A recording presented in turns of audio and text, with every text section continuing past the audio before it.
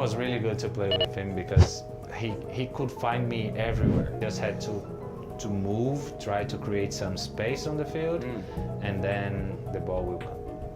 브라질의 마지막 발롱도르 수상자 카카가 기억하는 피를로는 어디서든 자신을 찾아내고 공을 뿌리는 미드필드였습니다. 어디서 많이 들어본 말입니다. 바로 홀란드가 맨시티에서의 첫 해에 케빈 데브라이너에 대해 밝힌 소감과 거의 100% 유사한 내용입니다. 또한 케인이 손흥민과의 파트너십에 대해 말한 내용과도 조금은 결이 닮아 있습니다. You know, the first kind of 3-4 years we didn't have that amazing record that we have now. It took us time to build that. I think getting to know obviously how each other play on the pitch, but also what you're like off the pitch as well. And we started to become closer in friendship. We started to know each other a little bit better. And then he's a fantastic player, a lot of skill. And now, kind of whenever I'm on the ball, he knows certain runs to make. I'm without thinking, looking or playing it straight away. Yeah, we've just been, both of us have, I think, just improved along that process and become a bit more prolific. So yeah, he's a great player, but a really great guy as well. 과거 손흥민은 무사 덴벨레라는 무쌍을 찍던 미드필더와 함께한 경험이 있고 에릭센이란 리그 최상위급 패서와도 오랜 시간을 함께했습니다. 그들이 사라지자 케인은 무리뉴에 의해 아래로 내려갔고 역습에서 공만 잡으면 눈이 아니라 본능으로 손흥민을 찾아 패스를 발사하곤 했습니다. 그리고 대망의 득점 왕 시즌은 단연 그들 조합의 하이라이트로 남게 되었습니다. 해당 시즌만큼은 손흥민이 케인의 덕을 봤다고 여겨지기도 하지만 해리 케인이 전통적인 9번 롤을 맡을 때 그는 축구계에서 가장 안티가 많던 선수 중 하나였습니다. 득점에 대한 집착은 가끔은 탐욕으로 불리기도 했습니다. 하지만 어시스트가 빛을 발휘하자 그는 영광을 넘어 존중을 받기 시작했고 전 세계 대부분의 축구팬들이 현재의 케인 앞에는 탐욕이란 글자를 붙이지 않고 있습니다. 결국 세계적인 공격수들은 언제나 세계적인 미드필드 혹은 패서와 함께했고 10번과 9번의 조합 혹은 8번과 7번의 조합은 역사를 남겼습니다.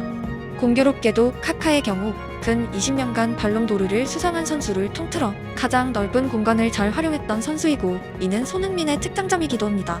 키가 크고 가속도에 장점이 있던 선수들 대부분은 메시, 샤비, 이니에스타 같은 선수들에 비해 좁은 공간에서 상대적으로 약점이 있었고 활동 무대는 차이가 있었습니다. 펩의 바르샤가 상대를 가둬놓고 때리는 게 라인을 뒤에 두고 순간적으로 발생하는 넓은 공간에 달려나가는 축구보다 유리했던 절대적인 이유입니다. 반면 밀란 카카의 치달은 세계 최고였고 그에게 뛸 공간이 주어지고 공이 뿌려지면 상대에겐 재앙이었습니다. 피를로가 공을 잡으면 본능적으로 카카를 찾고 패스했던 이유는 카카에게 발롱도르를 선사하기 위해서가 아니라 AC 밀란의 승리를 위해서였습니다. 펩의 전술이 안첼로티의 전술보다 위대했던 것이 아니라 바르샤에 맞는 축구, 밀란에 맞는 축구가 존재했고 그 근거는 선수단의 구성이었습니다. 넓은 공간에서 카카보다 나은 선수가 바르샤에는 없었습니다. 토트넘 영상을 제작하며 수차례 손흥민의 스피드를 활용해야 한다고 미드필드의 패스가 뿌려져야 한다고 강조한 이유는 현재 토트넘에서 밀란 카카의 역할을 할 수 있는 선수는 손흥민 한 명이고 이는 손흥민 개인의 득점을 위해서가 아니라 팀 승리의 가장 효율적인 방법이기 때문입니다. 안첼로티와 피를로가 그랬듯 무리뉴가 케인을 패서로 손흥민을 피니셔로 활용했던 이유 또한 감독이 한국 팬들에게 자랑스러움을 가져라는 목적이 아니라 당시에는 그게 더 토트넘 승리에 유리하다 판단했기 때문입니다.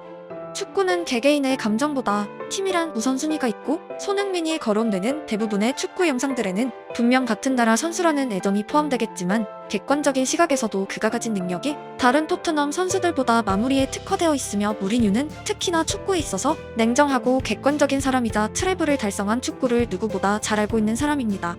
가속도를 유지한 상태로 볼을 몸 가까이에 두는 선수, 박스 외곽과 안쪽 모두에서 양발로 정확히 타격할 수 있는 선수가 토트넘엔 손흥민 한 명이고 그도 카카처럼 좁은 공간에선 실질적인 무기 대부분이 소멸됩니다. 스피드의 카카를 마냥 메시처럼 활용하는 감독이 있었다면 투수를 4번 타자에 배치하는 것이고 그 상황에 투수가 삼진을 당했다고 비판받는다면 모순적입니다. 좁은 공간에선 밀란의 피를로, 가투소, 세도르프 등이 치열하게 다투고 공간을 카카에게 뿌렸던 방식은 얼핏 보면 카카를 위해 중미들이 희생한 듯 보이지만 결과적으로 밀란의 모두가 이탈리아를 정복한 남자들로 영원히 이름이 남게 되었습니다.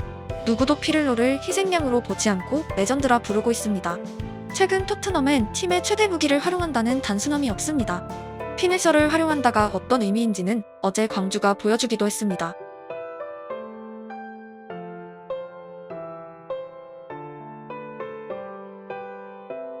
측면에서 출발한 아사니가 중앙을 통해 득점까지 이뤄낸 방식은 냉정하게 말해 최근 토트넘에선 아예 볼 수 없는 장면입니다.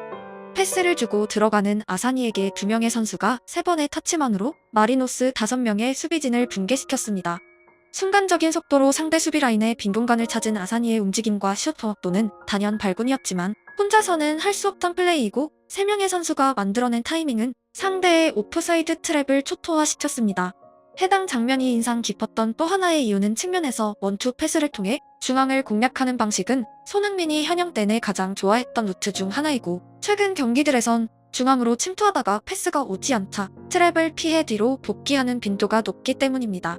이정효 감독과 광주가 상대 라인을 부수기 위해 얼마나 디테일에 집착해왔는지 알 수 있고 공교롭게도 상대팀은 포스테코글루가 제1리그 챔피언으로 만들었던 요코하마였습니다. 요코하마는 PL 레벨이 아니므로 직접 비교는 어렵지만 광주가 하고 싶은 플레이의 정점은 분명 세계 어디에서도 통용되는 현대 축구이고 미니멀리즘이 담겨 있습니다. 박스에서 패스가 200번 반복돼도 리듬이 일정하면 복싱처럼 상대는 가드를 통해 쉽게 방어하곤 합니다. 예상 밖의 리듬에서 상대는 펀치를 허용하고 여기에는 화려함보다는 다이렉트 패스들을 통한 시간 싸움이 주요합니다. 라인을 피해 순간적으로 돌진하는데 장점을 가진 손흥민, 그 순간 패스가 오지 않으면 라인 브레이킹이란 아무런 의미가 없습니다. 해당 장면에서 아사니가 질주할 때 광주 선수들이 원터치 패스가 아니라 드리블을 했다면 아사니는 아무것도 아닌 것이 되고 마리노스는 라인을 긋고 숫자 싸움에서 쉽게 방어할 수 있었습니다. 결국 축구란 결과론입니다. 좋은 결과가 있을 때 과정이 좋았다고 칭찬받고 결과가 없으면 반대로 과정들의 의문이 제기됩니다. 광주는 창단 후 첫 아시아 챔피언스 리그 경기에서 무려 7득점에 성공했습니다. 현재 토트넘은 강한 의문에 직면했고 올해 시계는 빠른 속도로 떨어지기 시작했습니다. 유로파 리그에서 만날 AS 로마는 어제 데로시 감독의 경지를 결정했습니다. 불과 개막 후 4경기만의 선택입니다. 팀의 레전드이자 무리뉴의 공백을 잘 메웠다며 몇 개월 전까지 박수받은 감독에게 기회는 단 4경기였습니다. 축구의 잔인함이고 반대로 성적에 대한 유럽 클럽들의 욕망이기도 합니다. 손흥민과 선수들, 감독과 토트넘은 모두 강한 비판에 직면해 있습니다. 팀의 대포가 누구인지, 창은 누구인지, 방패는 누구인지 부합하는 역할이 주어지고 퍼즐의 맞춤과 리듬감이란 다양한 숙제는 가득하고 오늘 새벽 경기는 또 하나의 시험대입니다. 축구에 정답이란 없고 각자의 해답만이 존재합니다. H was first of all, me and H was, I think we had something different connection, I would say, because we've been together nearly 10 years together, playing together, almost same position. We knew actually where we are, and we are also demanding each other very, very much. But Special connection. yeah, it was very, very special connection, and it was for me a huge honor playing with him because for me he's one of the best in the world. But look, he left, which was really sad for me.